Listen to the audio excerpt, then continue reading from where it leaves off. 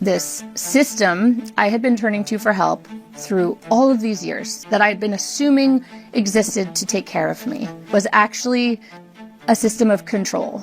And I just hadn't seen it for what it was because I had never said no to it before. For 14 years, Laura Delano was a professional mental health patient, as she puts it, after being diagnosed with bipolar disorder when she was a teenager. Now, she believes the dominant, medicalized approach to mental illness is actually making us sicker as a society. 65 million American adults and 6 million American children are currently on psychiatric drugs.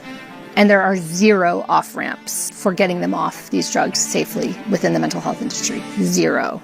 She is the author of Unshrunk, a story of psychiatric treatment resistance. This is not about being pro or anti.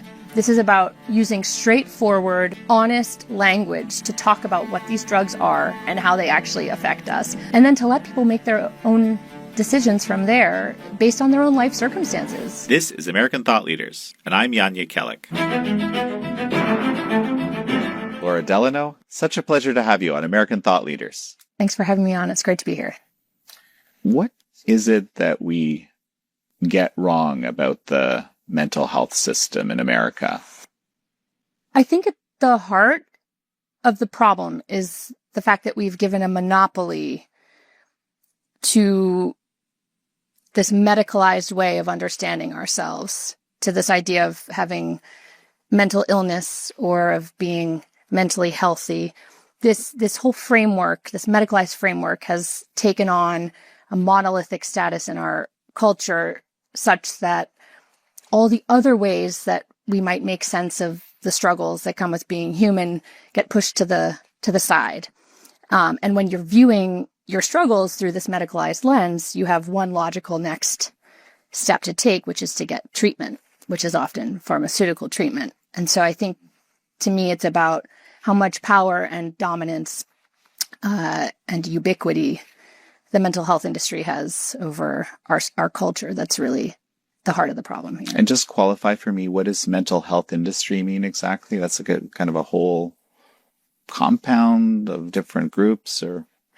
Yes, you could call it a mental health industrial complex if you wanted. I think for me, the word industry is an important one to use as opposed to system, I think, because it shines a light on the fact that this is about very powerful corporations between drug companies, the hospital industry, managed care, medical devices, the list goes on and on.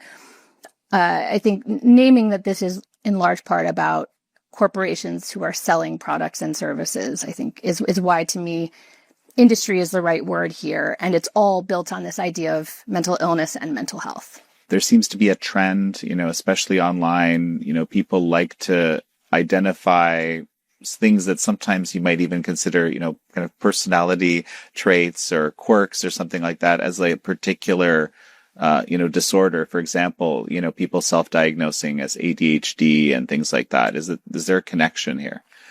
Oh, I think you hit the nail on the head. We've normalized pathologizing ourselves to such a degree that it's become just part of the cultural milieu. This, in the air that we all breathe, this idea of noticing a problem in oneself, some kind of discomfort, some kind of challenge, and kind of instantly concluding, what if this is a symptom of a condition?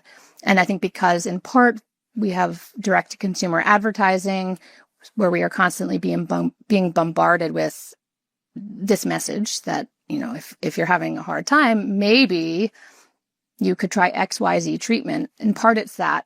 And I think in part too, it's that because we have this monolithic mental health industry, it's kind of created this taken for granted assumption that struggles in life are problems to be diagnosed and treated. And so we've normalized it so much that we don't even realize it's actually one story of self. There are countless others as well.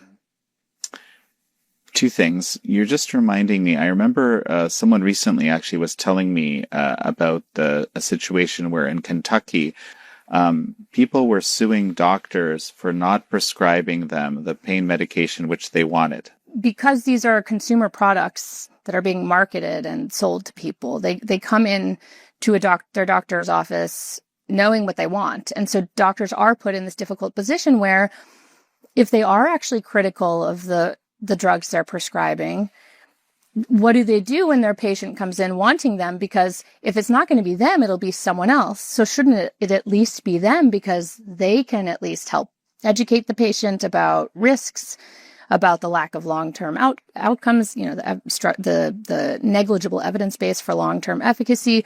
So these critically minded doctors, ironically, who don't want to be prescribing these drugs, often end up prescribing them because they know if they're not going to do it, another doctor who probably isn't critically minded will. And so it is a real problem.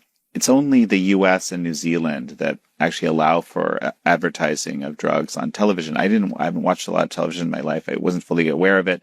In recent years, I've discovered just how much of it there is. And these very long ads that also list all these terrible side effects. I thought to myself, is it possible that people actually respond to these ads? Because, the side effects don't sound so good.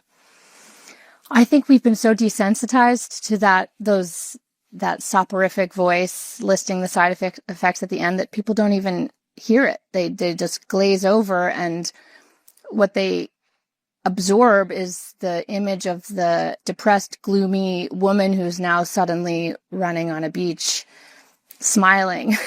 I think people are so desperate for relief. I think we live in a time where there's so much struggle. People are overwhelmed by anxiety, by despair, by a sense of meaninglessness, futility to change circumstances, that people want this quick fix promise that is provided to them in these advertisements. And I do think people see these ads and believe what they're telling them because they are just desperate for change. And I was once the same way. I was once so desperate for relief from this intense suffering that I'd spent so many years in, that I was ready to believe anything I was told, especially by a doctor, because I was tired of trying to find the answer for myself. Well, and of course the book is your journey, indeed, with anecdotes and actually a lot of data and information on various illnesses and treatments and things like that. I mean, a fascinating structure, fascinating story, but just kind of give me a thumbnail of it very briefly. Like, you've spent 14 years, I believe, in this mental health industry system. Mm-hmm. Mm-hmm. Yep. It's basically the story of my 14-year relationship to the diagnoses, the drugs, the mental health professionals, the hospitals, and then how I decided to end that relationship and what that looked like and why I ended it.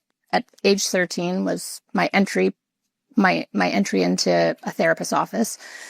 I was an angry, intense, despairing, self-injuring teenage girl, and my terrified parents didn't know what else to do, and I think felt immobilized themselves and not empowered to help me. So they did what so many loving American parents are taught to do.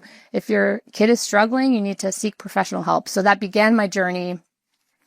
A year later, I was sent to my first psychiatrist. I received a diagnosis within my first appointment with that psychiatrist. My whole life was basically reduced to, what I was told was an incurable mental illness called bipolar disorder. And I was put right on meds, and then spent a few years refusing to accept this diagnosis. Something in me knew that the struggles that I was experiencing were actually healthy responses to the environment that I was in, to the pressures I felt on my shoulders at school, with sports. I was this very driven, perfectionistic kid.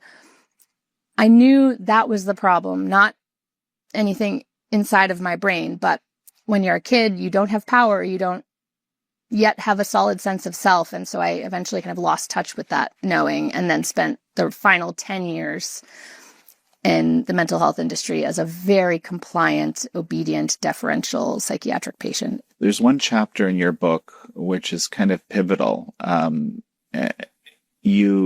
For the first time, you decide not to comply, and you're faced with the fact that it's really not your choice. And that changes things. Just kind of tell me a little bit about that. Sure.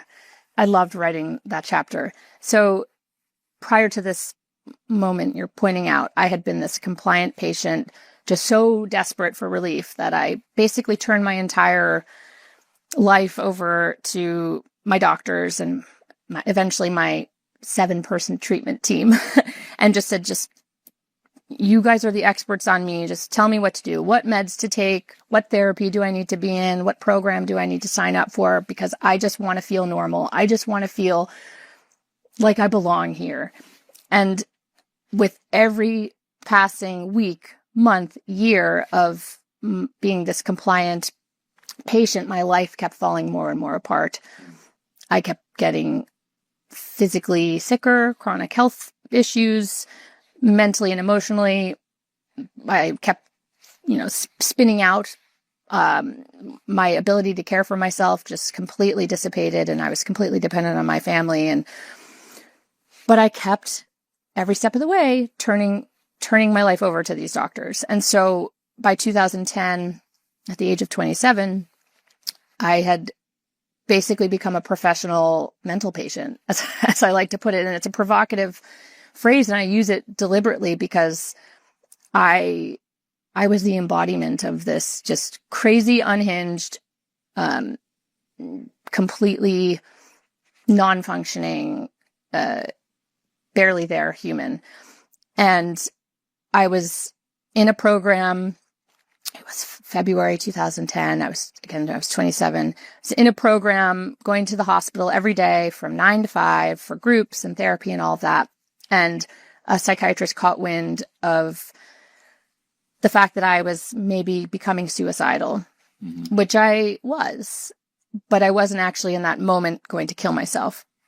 And he said, why don't you just check yourself in and just get taken care of, go to the short-term unit, you'll feel more rooted, So I said, yeah, that's a great idea. I'm just going to go home and get my belongings. I'll come back later this afternoon. And he wouldn't let me leave to do that. Things escalated. I began raising my voice. He called security. And that was the moment that I realized that this system I had been turning to for help through all of these years, through the most formative years of my life, that I had been assuming existed to take care of me, to help me feel okay in my skin, was actually a system of control. And I just hadn't seen it for what it was because I had never said no to it before. And that changed everything for me. And it dislodged this faith that I had had through all those years in my doctors and the pills and the hospitals, just this unquestioning faith that these people were going to eventually help me feel okay. And suddenly in an instant, it all just kind of blew up. And I suddenly was like, what have I been participating in? How did I not see this? When people are suicidal, the protocol is to, prevent them from going through it, and they lose some of their ability to exercise their agency for their own good. That's how I understand it, right? And you had been suicidal before in earlier chapters. But in those cases, you agreed to what was suggested to you as opposed to resisting. Doesn't it make sense that this doctor would do that?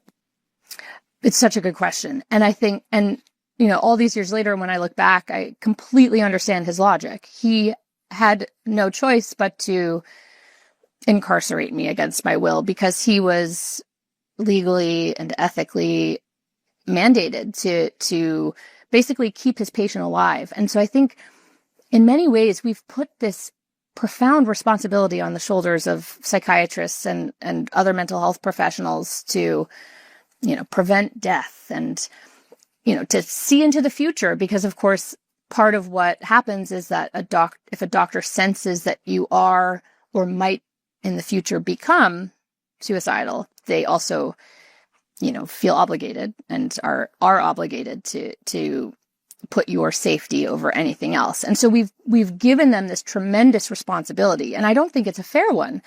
I have to imagine that a lot of psychiatrists and the other, psychologists who also have this power, if they didn't feel this terrifying liability issue looming over their shoulders, they might